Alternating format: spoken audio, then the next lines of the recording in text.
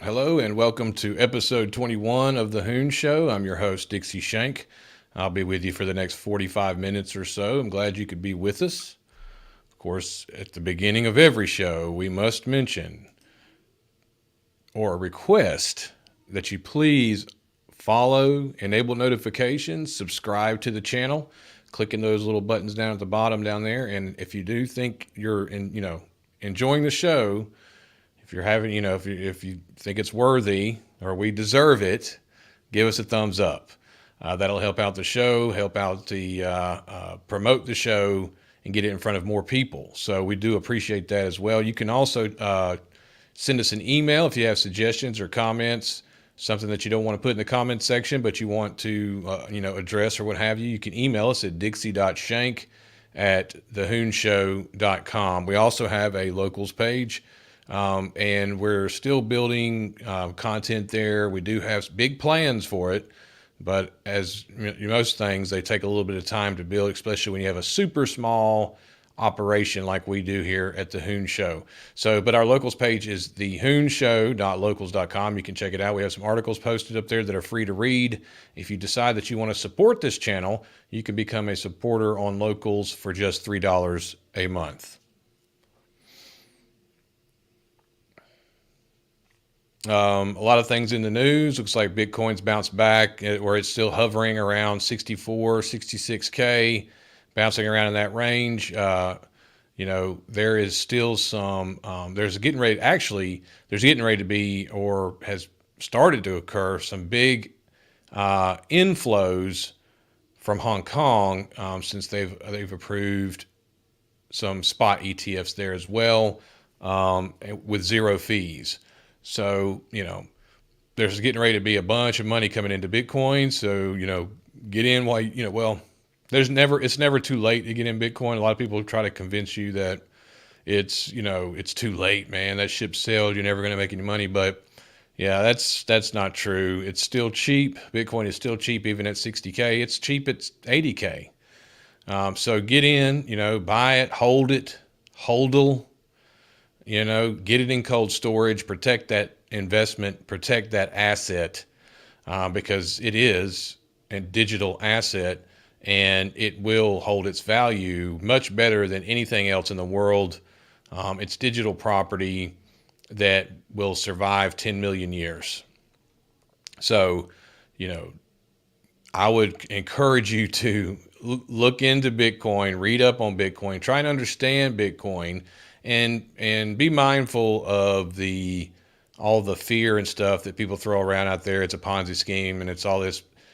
Most of the time, these people don't really understand the Bitcoin protocol or what Bitcoin actually is. It's not a crypto, and we kind of went through the issuing formula on this show a few Fridays ago for Bitcoin that hasn't changed since Bitcoin was discovered. So yeah, so it's the supply limit, the supply cap is real. It's a real thing. I was talking to someone the other day, an older gentleman, and mentioned, the supply cap, and he had no idea there was a supply cap. So, I encourage you to go look and read up on it. I'm not saying, you make your own decision about it, but definitely do yourself a favor and do a little bit of reading and research into Bitcoin. And you'll, I'm sure, inevitably come to the same conclusion a lot of people have once you've invested enough time and research into Bitcoin, that it is the hardest money ever invented in the history of the human race. So as such, it's the best store of value and the best place to store your energy, your life's energy, because the work that you do to get paid for is you expending your energy and putting it into an activity, and the compensation the company is supposed to give you is monetary energy or money, cash. The problem is the government's printing it like mad and they're spending it like mad, so they're stealing the value of that monetary energy from you. So the only way to fight that is to stick it somewhere that they cannot that it cannot be debased and printed into oblivion, which would be Bitcoin in this case. So like I said, a couple books you should check out about Bitcoin. The Bitcoin Standard. It's on Amazon. It's like $20 for a hardback now.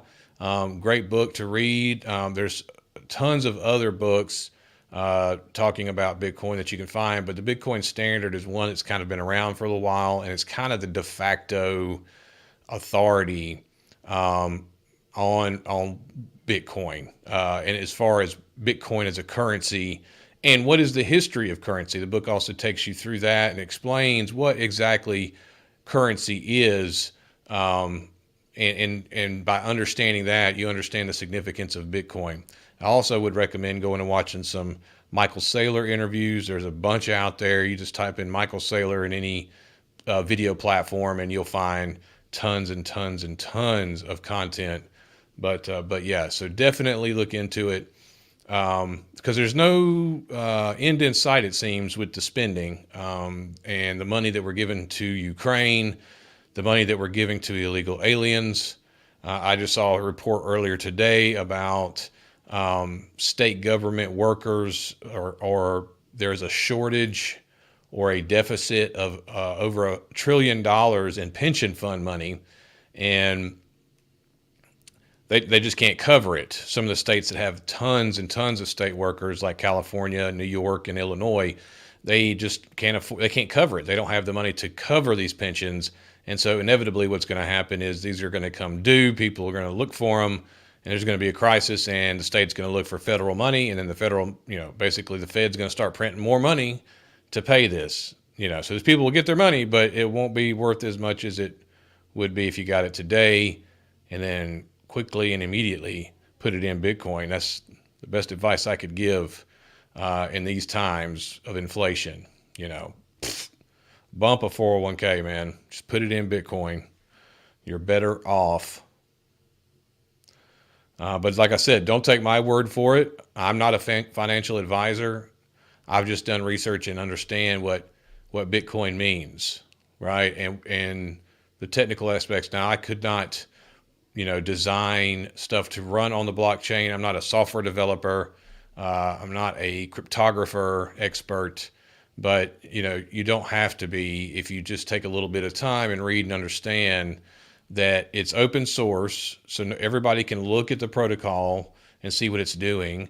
And you have what's called consensus. So nobody can change it. So somebody can't change it and say, hey, let's add another 10 million coins to the 21 million. They can't do that because people have over 50% of nodes have to adopt that new change, and people are not going to adopt something that's going to debase the value of their asset. So it's de-incentivized to do that. So effectively, nobody can change the protocol, and it's decentralized, meaning that nobody controls it. There is no Bitcoin CEO. There is no Bitcoin company, Bitcoin country. There's none of that. It's completely decentralized, and every node on the network is equal to each other node as far as the ledger and what they maintain and enforcement of that ledger. So really, you only have the differences in computational power and how fast blocks can be mined by a miner. That's where you get into differences. But as far as the protocol and the open ledger and the blockchain, it's all the same for all the nodes. No one node's greater than the other node. So that being said, we will be dropping YouTube here in about 60 seconds. We do try to cover a couple things or something at the beginning of the show, do a couple of minutes like that, but we don't really keep YouTube for the whole stream, mainly because we don't want to get any kind of issues with terms of service or blah, blah, blah, censoring, freedom of speech, stomping, goose stepping crap over there that you have to deal with. So we start the stream off with like 10 or 15 minutes on YouTube, and then we move into the other topics and commentary based on the news that we've curated from the day. Mainly, like I said, so we request or ask if you'd please check the description down below. If you're watching on YouTube, and check the link down below, you can click that link and it'll take you over to our Rumble channel where you can watch the entire show, and you can see the whole show and past shows that we've done live stream. We don't edit the shows. So once we complete the live stream, we leave that copy up on the Rumble page. mainly because, that way it's full transparency. There's not some editing going on.